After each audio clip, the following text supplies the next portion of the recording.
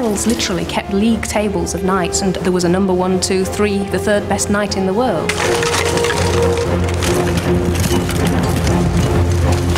He's young, he's fit, he's athletic, a true embodiment of chivalric values.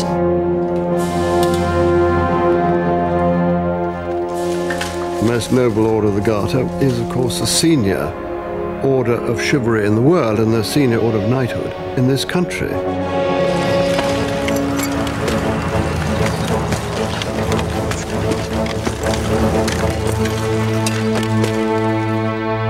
The romantic image of a medieval knight is of a hero dressed in shining armour, mounted on a proud stallion, charging to help a damsel in distress and rescuing her from a formidable foe. The traditional historical view of these knights is of heavily armoured cavalrymen fighting for their lords in battle or against the infidel on a crusade. But neither of these images is really true. There is much more to knighthood than this, and the story begins long before the period of our knight in shining armour. For the idea of knighthood and the value system which created it came from far more ancient roots. When we think of these knights in shining armour, most of us will conjure up images of King Arthur and the Knights of his Round Table. That's because the myth of King Arthur proved so powerful and relevant in the age of chivalry. But if there ever was a real Arthur, then he existed as a leader of a small band of Romano-Britons, fighting against the tide of Germanic invasion and conquest that gradually overwhelmed Britain after the Roman administration and army left and the province fell apart. Any real Arthur would have been a war leader, his reputation dependent upon success in battle and generosity to his followers. It seems that it is in the organisation and value system of these war bands that we find the very origins of knights, as loyal followers and servants of their lord, willing to give their lives for him and his cause.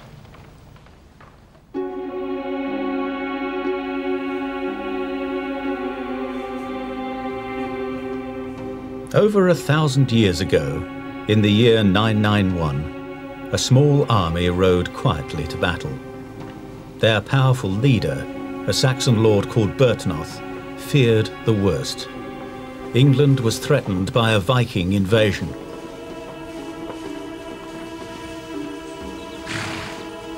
The men owed service to their lord, even unto death, just as the men who served another great hero, a hero of myth, Beowulf.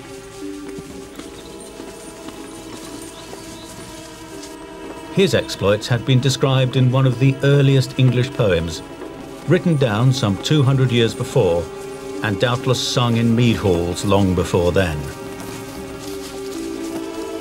Wiglaf Madalodder. Wiglaf, though his soul was sad, spoke many fitting words to his companions, saying, I remember the time when we drank his mead, and in his hall we pledged ourselves to our Lord, the Lord who gave us rings and war gear, that we would repay him if any need befell. Now is the day come when our Lord needs the strength of battle men. Let us go to him and help our battle leader. To me, it does not seem fitting that we should carry back our shields to our homes unless we first fell the foe and guard the life of our Lord.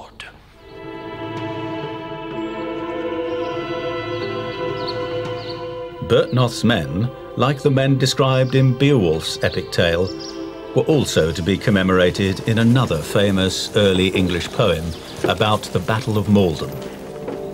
Only a fragment now remains, a solemn, moving eulogy on the heroic virtues of loyalty and courage. It begins when a prized hawk is set free, a powerful gesture from one of Byrhtnoth's faithful followers, and a sign to the others to put the pleasures of life behind them, and not to weaken in war, but wield their weapons well in the coming fight.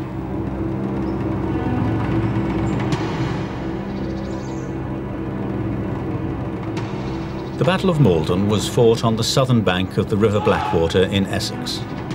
Byrhtnoth and his small army took up their position opposite a narrow causeway from an island where the Viking army had landed.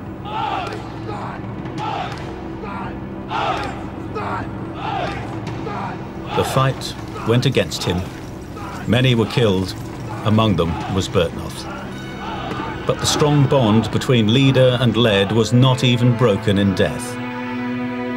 The few of his men left alive also chose to stay and defend the body of their dead leader, and to die themselves. The poet records their loyalty with heroic simplicity. Courage shall shine keener, will be clearer, heart be hotter as our force fades. Here lies our Lord, laid on the land. Though I am whitened by winters, I'll not away. Alongside my Lord long let me lay. But did this unbending devotion to their leader make these men knights as we know them? Certainly they displayed knightly virtues of courage, service and loyalty, but knighthood was to become inextricably linked with a wider value system that came to be known as chivalry. There's much dispute about where the knight actually arose and the use of the terminology for the first time. You can trace it back to Roman times because the word miles in Latin meant a soldier. It was used in medieval period for a knight in Latin documents. But basically, the real development of the idea of chivalry and knighthood goes with the idea of having a chevalier, a French knight, and it is very specifically associated with France and the development of a whole set of ideals that went with the Norman conquests throughout the whole of Europe. In appearance, the newly settled 11th century Norman warriors from France had some of the glamour of the later medieval knight: expensive armour, good weapons, and more importantly, a horse. They dominated the newly conquered landscapes of Britain as they claimed a living. But they were far from being the knights of Arthurian romance, helping the weak and defeating the forces of evil. These were adventurers who had risked their lives in the hope of gaining land and riches. After the successful invasion, William the Conqueror rewarded them for their loyalty with gifts of English land and the power to rule over it. He and they were ruthless in suppressing dissent and rebellion. In reality, these knights were violent and dangerous men. They held their land so long as they fought for their king and did whatever he needed to be done. To be a knight meant to be a member of a military, landed and ruling elite. That elite needed its own code of conduct and ethics, the chivalric code, and increasingly a formalized entry into knighthood by means of special rites of passage and ceremonies. The basic ceremony of creating a knight is the dubbing to arms, and that was really just handing over the arms, and it began as a very simple ritual, but the essential elements remain the same throughout the whole period. It just becomes more richer and more elaborate and surrounded by more formal ceremony. And there are manuscripts going back to the 12th century which describe what each feature of the ceremony was meant to have as a sense of importance behind it. Becoming a knight carried with it not only legal and practical obligations, but also a moral imperative to try to live by a set of difficult and challenging rules. Rules that required him, even against his own interests, to fight for just causes in the name of God and the Church. The vigil of a knight in church with his armour and weapons therefore carried a very special significance. They would have spurs fastened on their heels, and these would indicate something like the idea that you've got to be swift in God's service. The ancient codes of honour and service, mixed with Christian morality, gradually became known as chivalry, originally taken from the word chevalier, the French for horseman. The knighting ceremony became an essential extension of their vows. To prepare for the occasion, the knight undertook a number of other symbolic activities too.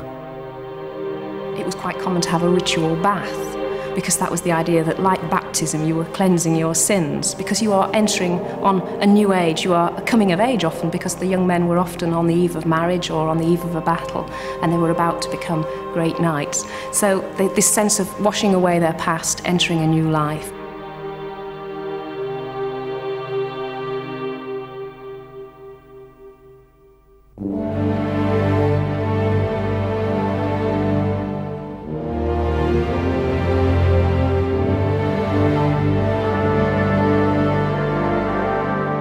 In the Middle Ages, knights were a recognisable and established section of society and a distinct class.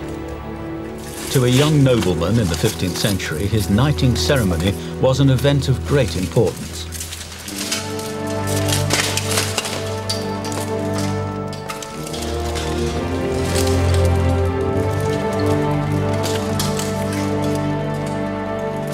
Admitting the young candidate into the Order of Chivalry was often a magnificent, colourful and sumptuous affair.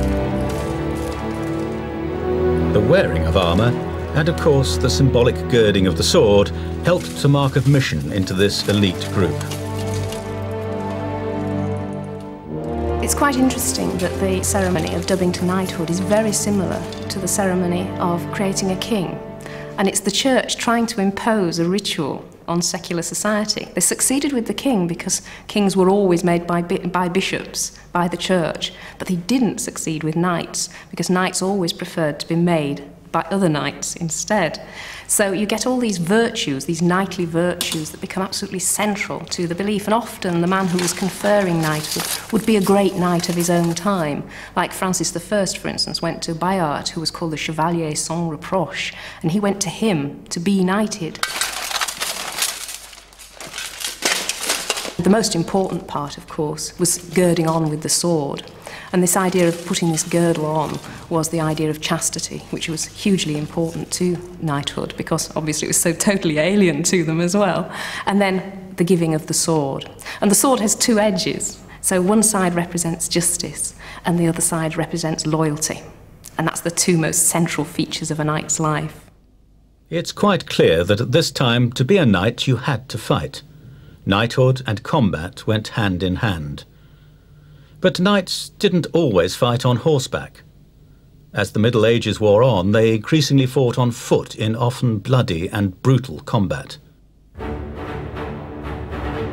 But knights normally fought other knights rather than peasant soldiers. There was no chivalric glory in that.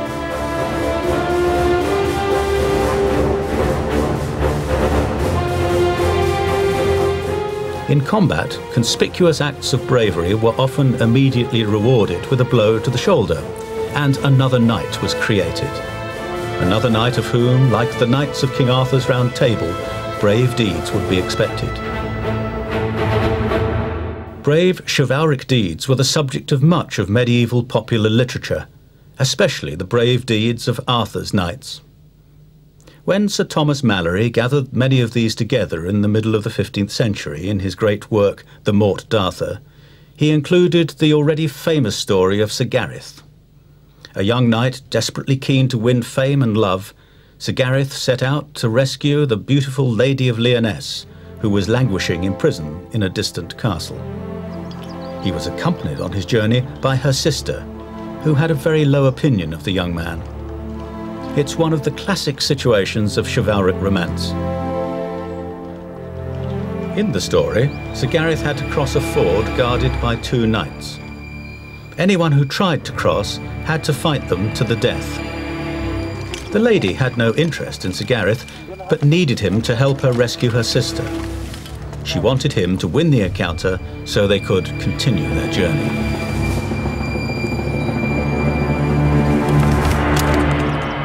However unlikely sounding the story, it did have some basis in real events. In the medieval world, challenges at fords or crossroads were known as a pass of arms, and the descriptions of some of them offer a remarkable insight into the medieval mind. Here was a knight prepared to fight to the death to win the heart of a lady. The earliest pad arms were fought by individual knights going out to seek an adventure on their own, wearing their normal war armour. They didn't have to dress up in fancy stuff, they didn't have to afford a lot. So they went out to the borders of their countries, particularly England, France, England, Scotland, and they fought and held a challenge there and challenged any comers at all to come and fight against them. And then there's a ritual grows around it where they issue these challenges and there are rewards and prizes. The fight at the ford started with Gareth and one of the knights charging with couched lances.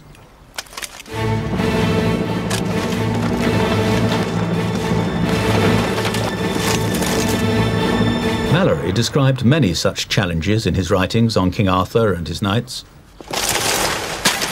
This pass of arms would certainly end in death. How and when it would end was more difficult to predict.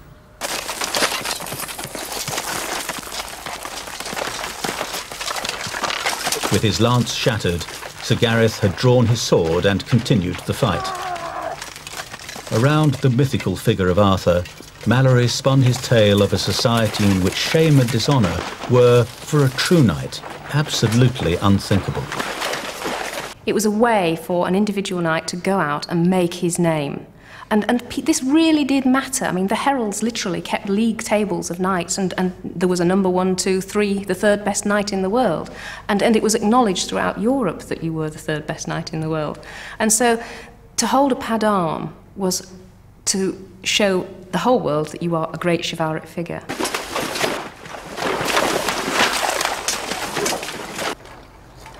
In the medieval world, chivalry was a powerful driving force.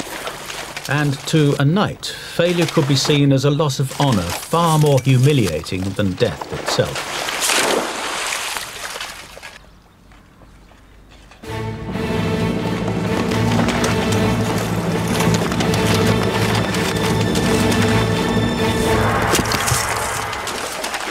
For most, of course, the great chivalric ideals were just that, conduct to aspire to rather than always to achieve. This tension between the ideal and the reality can be seen in Malory himself, because we now believe that the Sir Thomas Malory, who wrote so movingly of Arthur and his knights and their heroic and chivalric honour, was the same Sir Thomas Malory who was in real life a violent criminal, a thief, a cattle rustler, who was even accused of rape, and who spent many years in prison.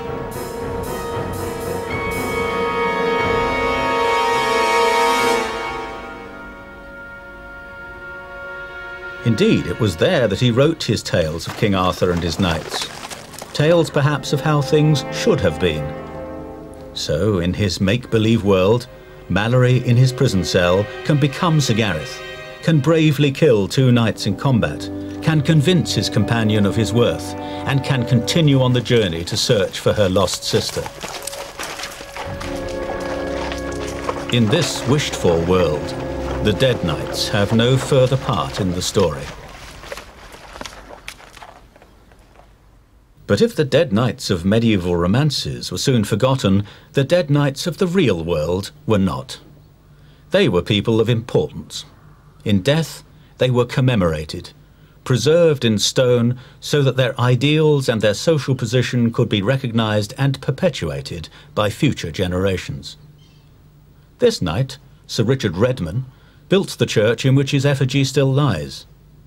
He was Speaker of Parliament in 1415 and helped to raise the army that won the Battle of Agincourt. He lived in a real world and was really influential. But he is preserved as an archetype, a brave, just, God-fearing knight, faithful to his lady even in death, a man to be trusted. But even though knights could achieve some form of immortality in death, most preferred to stay alive. And as warriors, staying alive meant practicing their trade.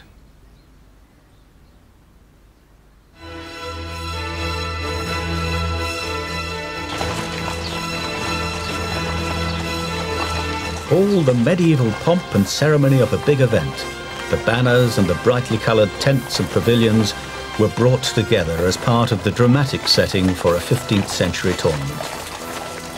The tournament had begun as a preparation for war, but later became a very popular and exhilarating court pastime, involving a series of games that were highly regulated. The knights would come from far and wide to take part in the various contests, in the hope of promoting themselves and both testing and improving their individual fighting and riding skills in contest with other knights. Here was the opportunity to take part in demanding events, sometimes wearing full armour. The joust, to us probably the most familiar of the contests, was one of the most testing for horse and rider. It was also, for the spectators, probably the most thrilling part of the tournament. The careful putting on of armour was a lengthy process for which a knight needed assistance, usually from his squire, a young man himself training to be a knight. Although this was not warfare, it was still a very demanding test of the man and the quality of his armour and his weapons. The tournament was the playing field of the knight. I mean, this was the most crucial part of his training, and it began quite literally as an imitation of battle. Knights were the heavily armoured cavalry of the Middle Ages, and the joust was perfect practice. In battle, they often fought on horseback with the lance, charging into the ranks of the enemy cavalry. The joust captured many of the dangers of this form of attack. And of course, the most important feature of the tournament is the use of the lance, the couched lance which you hold under your arm, and you run at another knight, and that's a hugely difficult manoeuvre to perform accurately and well. And it's also very difficult to get horses to run against each other.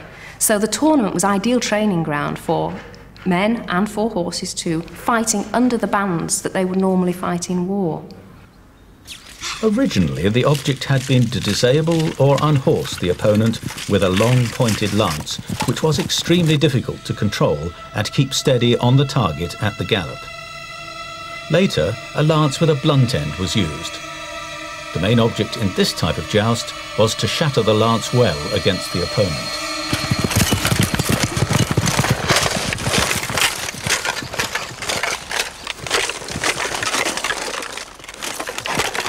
The word tournament conjures up the idea of one knight fighting against one knight, but specifically in the Middle Ages, it meant a combat of lots of people, often up to 100, 150 on each side, fighting without any sort of barriers between them. And then gradually over the years, because so many people were killed, and because it approximated warfare so well, they ended up with jousts. And these were individual combats. And sometimes you could get a joust in the middle of a tournament. Two knights would take on each other informally. But over the centuries, the joust becomes the great feat of arms. And it's when two knights literally fight one-to-one, holding the lance under their arms, and usually separated by a tilt barrier so that the horses didn't crash, because that was the most dangerous part of the combat.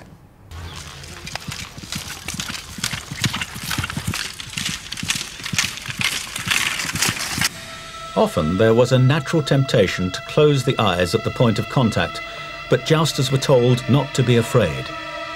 Set your eyes on your opponent and force your will to remain fixed until you see the tip of the lance meet its target.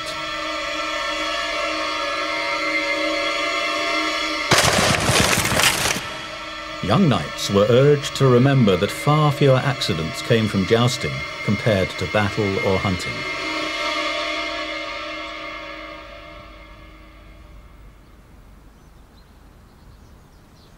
Another game in the tournament was a contest between two groups of mounted combatants, often using a variety of weapons. This contest was called the mêlée, the French word for mix. It had its own set of rules which were in place as soon as the combatants charged into one another and began hitting each other. The mêlée was entered into with determination and vigour and a lot of enthusiasm. In this type of 15th century combat, knights fought each other with clubs or blunted swords. It was a chance to demonstrate their horsemanship and weapons handling skills, but always under the watchful eye of the marshal. And it was an occasion to wear and test their specialised tournament armours. Each knight wore his personal crest on his helmet for identification by other knights and the tournament officials. In a club tournament like this, two teams of knights fought against each other until injury or a marshal's decision stopped the contest. These tourneys had their roots in the earliest forms of mock battles between two groups of mounted warriors centuries before. They were very dangerous for those taking part and for the inhabitants of the area. Basically anything went. I mean, you could hide in a barn and leap out and capture knights. Lots of you could set on one particular person.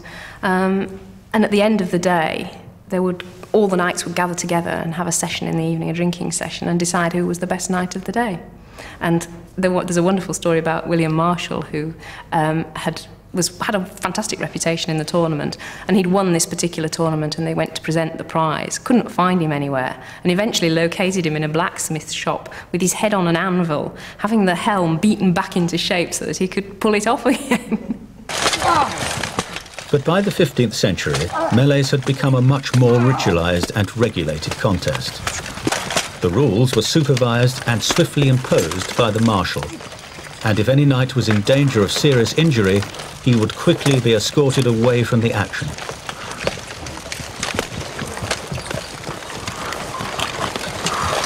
As well as the joust and the melee, individual knights had an opportunity to display their fighting skills in foot combat. Like other forms of the tournament, by the 15th century, foot combat was highly regulated and had its own special system of scoring. In some combats, points were deducted for foul blows and points awarded for good hits or for disarming the other knight. Sometimes they were fought with poleaxes, essentially a long, stout wooden shaft with an axe or hammerhead on the end. The fights took place within an enclosure, often with other knights watching the contest with interest. The physical effort required to fight in full armour, often weighing as much as 45 kilograms, was considerable. Even in peacetime, some knights still chose to carry on fighting each other at any opportunity. They were driven by a compulsive need to compete and prove their skills against each other.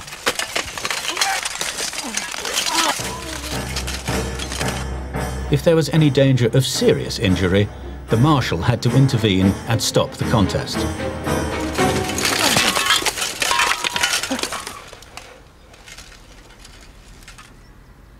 But in real combat there was no marshal, and there was only one rule, the rule of survival by any means available.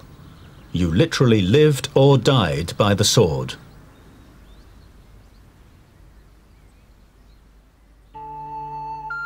The sword was the most highly prized and the most prestigious weapon of the knight. For hundreds of years, this symbolic weapon had been associated with powerful warriors. This two-handed processional sword, some 2 meters long, is believed to have been carried before King Edward III on ceremonial occasions. Edward was a highly successful warrior king, renowned for his valour and military skill. He became obsessed with the romantic stories and legends surrounding King Arthur and the Knights of the Round Table. Edward III was the man who took the whole idea of knighthood a huge leap forward. He was the one who embraced the Arthurian ideal wholeheartedly, not just setting up round tables of his own. He actually built a round table house at Windsor Castle to house a round table, but he set up the Order of the Garter, which started off with literally 2 tournament teams, and the Garter was the badge that one of the tournament teams was going to wear. And he had this idea of an elite group of knights who were going to be just like the Arthurian knights. And of course, he's the king, and he can associate himself with King Arthur in a way that wasn't possible for any of his lesser knights. In the Great Hall at Winchester is this commemoration of Arthur's famous Round Table. It's over 5 meters in diameter and weighs about 1,200 kilograms. It was made sometime after 1260, some 800 years after the time any real Arthur would have lived. King Edward III was fascinated by everything about the legendary Arthur, and his interest was not just a pastime. He used the legends of King Arthur and his knights to inspire his nobles in war against the French. The idea of associating with King Arthur is one that runs right through the whole medieval period, right through even into the 16th century. I mean, Henry VIII and also his older brother, the young Arthur, were very devoted to the whole cult of King Arthur. You can understand why, because it has this glamour to it that can be used to impress local visiting dignitaries, but also the people too. They're putting on a spectacle. But it's this importance of associating with the ideals of the knighthood. King Arthur's portrait on the Round Table at Winchester was repainted in the 16th century and has an uncanny resemblance to Henry VIII. He certainly shared with Edward III a passion for Arthurian ideals of chivalry. Henry's magnificently crafted armour on display in the Tower of London richly demonstrates all the prestige and status Henry believed necessary to promote himself as a powerful and influential figure.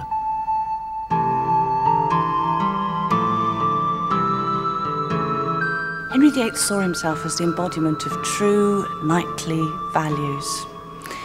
He'd followed the Emperor Maximilian, who'd seen himself as the last great chevalier, and above all, Charles the Bold, Duke of Burgundy, with his Order of the Golden Fleece. And Henry VIII wanted to rival these two and show himself as the most powerful and the most magnificent king of Europe. It's 1520, and Henry's 28 years old. He's young, he's fit, he's athletic, he's the most wonderful dancer, he's wonderful at hunting, he can tire many horses in a day, and especially good at tournaments, that true embodiment of chivalric values. For a Renaissance prince like Henry, determined that he and his kingdom should be taken seriously in an age that still aspired to chivalric virtues, armour was an important symbol. Only the very best would do for a man of action who delighted in knightly pursuits. And when it came to preparing for the most magnificent and costly international tournament ever held, the Field of Cloth of Gold, only the best of the best would do.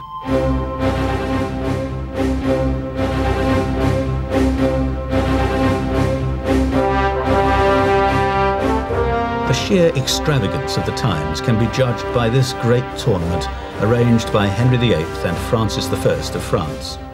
No expense or detail had been spared. The two kings knew they had to impress, and the event became the most magnificent diplomatic encounter Renaissance Europe had ever seen. It took place on neutral ground near Calais in June 1520. It was the first meeting between the two rival young kings. Their kingdoms were traditional enemies, but they had much in common. Both were fine athletes, both loved physical and martial sports. But they would fight not against each other, but side by side. There would have been a difficult diplomatic incident if one king had beaten the other. The Field of Cloth of Gold was one of the most costly events ever organised, and both kings were determined to parade their finest armours and weapons. Henry was particularly keen to display the skills of his own kingdom, but with little talent at home, had 5 years earlier been forced to import continental craftsmen to make armours of suitable quality for a king to use. This exceptional piece, which weighs 40 kilograms and stands nearly 2 meters tall, was made in London in Henry's own royal armour workshops by the chief of these foreign armourers, a German, Master Martin van Rooyen.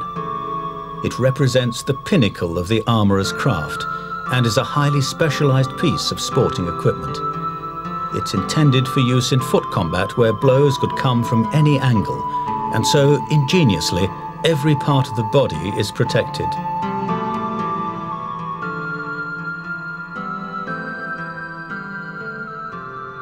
There's full protection for the armpits, the backs of the knees, his buttocks, and of course, a very prominent codpiece, as was fashionable at the time.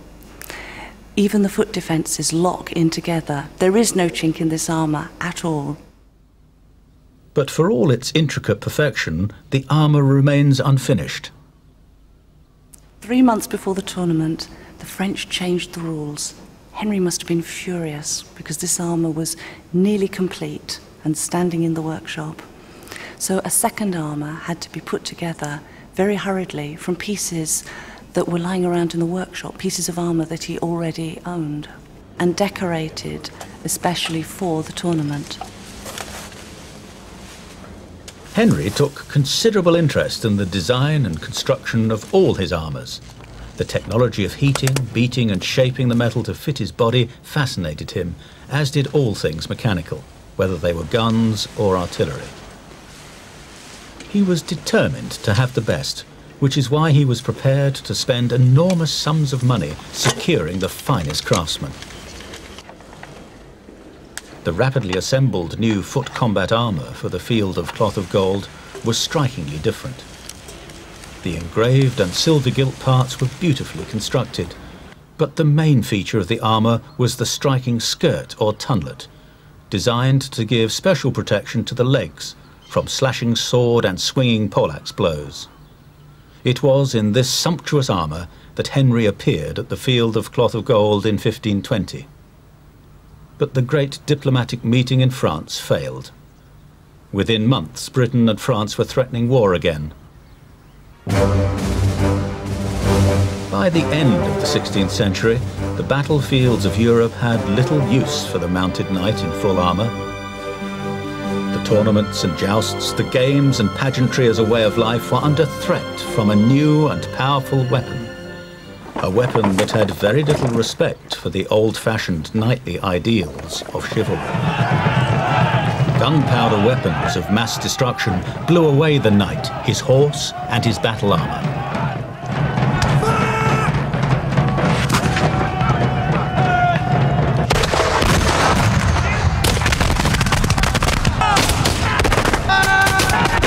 The institution of knighthood didn't die with the decline of heavily armoured cavalry. It didn't die because it had never been just about fighting on horseback. Knighthood had come to be firmly embedded in the fabric of European society. It was based upon a system of values which placed loyalty, service and honour far above personal gain and well-being. And so powerful was this chivalric code that it became very widely accepted in civil society as well as in the ranks of the military, where it remained especially important because it legitimized their code, a code in which it was right and good to sacrifice the self for a cause or because you were ordered to do so. The knight's loyalty and service to a lord was replaced by loyalty and service to a country, and more immediately to a regiment, to a company, to a platoon. Ancient war bands had gathered round their dead lord, staying close to him in death, fighting until the last man dropped, knowing that flight from the battlefield would be seen as a great dishonour. A system of values, deeply ingrained, made heroes of them. And the values that had committed Dark Age war bands to a binding loyalty were no less powerful in the 17th century, 1,000 years later. In the English Civil War, there are similar accounts of men unwilling to desert a fallen leader, a lost cause, or their comrades. So, perhaps unexpectedly, the values of the warrior survived the age of the warrior. They were adopted by the soldiers of the large and highly regimented armies of early modern Europe. From the 17th to the 19th centuries, these values helped Europe to dominate the world, and so were spread around the world themselves. This military code was especially important to the officer classes. For them, as for the knights of old, honour was of vital importance. It was, they thought, what made men obey their orders, and so it had to be defended in a proper, manly way, risking life and limb if necessary by the fighting of duels, as they had always done. And as the sword gave way to the pistol as the preferred weapon of self-defence, so duelling with swords gave way to duelling with pistols. It was not until the great religious revival of the Victorian era that it was generally recognised that there were better ways for gentlemen to settle their disputes. But even then, a less muscular concept of chivalry survived as the code of the gentleman and is still with us today.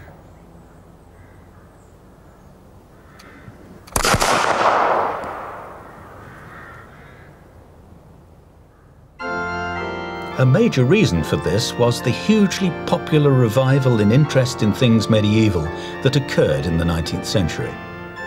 Knights and knighthood had never seemed so glorious as in Victorian times. Images of King Arthur and of armoured knights fighting for justice reappeared as colourfully as they had been in their medieval heyday. The Victorians revived an awful lot of things that looked, or at least seemed to them to look, knightly.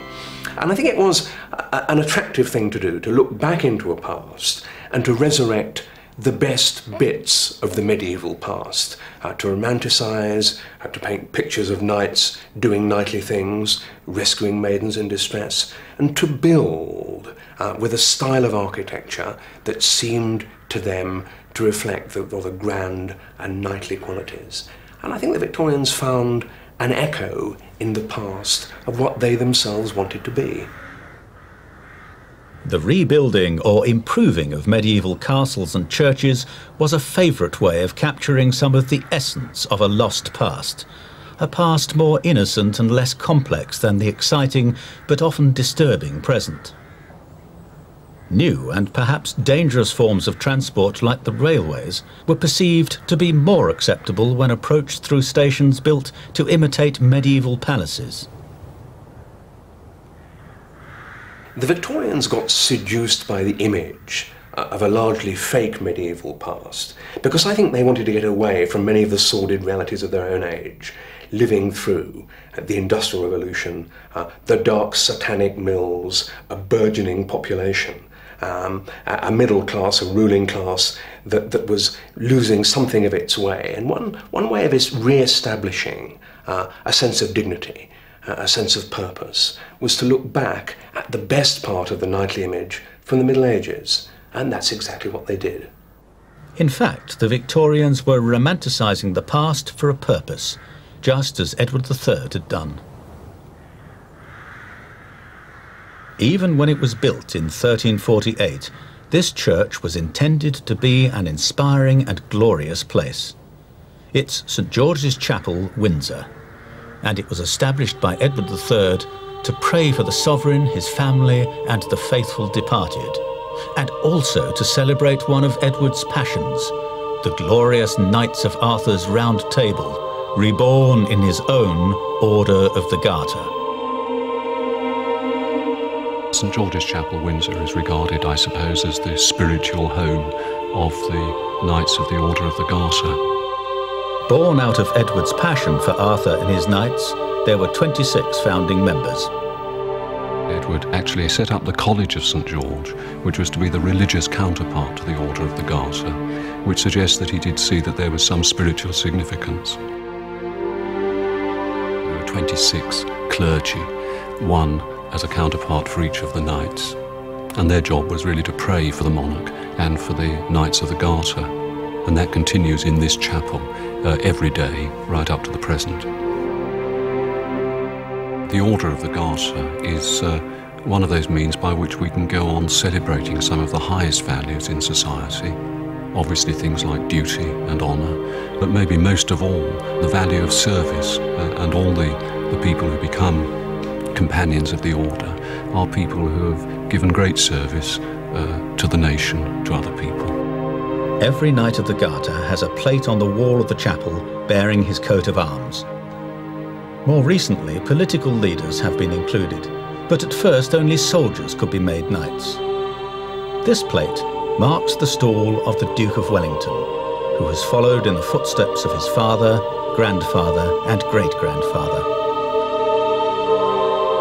I felt a great sense of honour when the Queen invited me to become a member of what is called the Most Noble Order of the Garter, which is, of course, the senior order of chivalry in the world and the senior order of knighthood in this country. The legend of the motto and the origins of the Garter itself go back to a famous 14th century ball held by Edward III. During the ball, Lady Shrewsbury, who was a very beautiful lady, about 20, much admired by Edward III, during the dance, her garter, a blue garter, fell to the ground. There was a great deal of tittering going on amongst the courtiers who were assembled round the room. So he picked it up and placed it on his own leg with the words "Honi soit qui mal y pense," because medieval French was the language of the court in those days. And the translation of that, I suppose, is shame on him who evil thinks of it. And as a result of that, the garter, blue, with the words "Honi soit qui mal y pense," became the emblem of the order. The famous garter, crest and motto also appear on the ceremonial equipment of the Household Cavalry Regiment, of which the Duke of Wellington is colonel. But it is Her Majesty the Queen who is the colonel-in-chief of this famous regiment, and is also the supreme head of the Order of the Garter. The officers today, with sword and shining armour, represent a modern but still direct and unbroken link with the old traditions.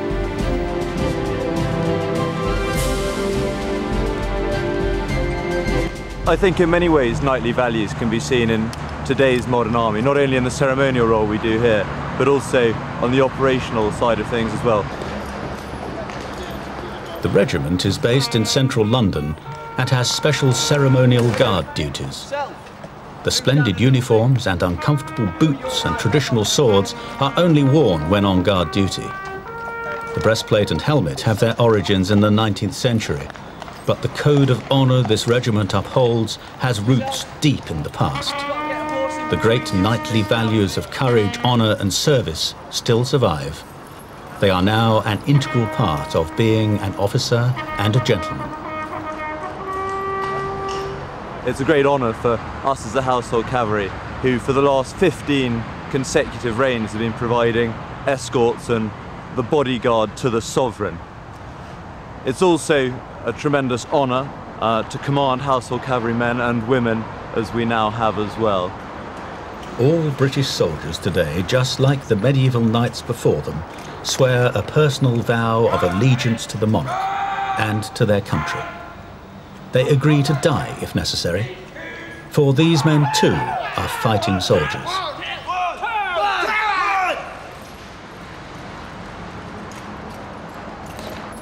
It's not only the knightly values you see here today, people in armour, that we do have within the Household Cavalry. It's very much the evolution of cavalry that's come about with the armoured vehicle and the tank. There's not much room today on the modern battlefield for a horse, although we have that here for protecting the monarch, Her Majesty the Queen, on some of the state occasions.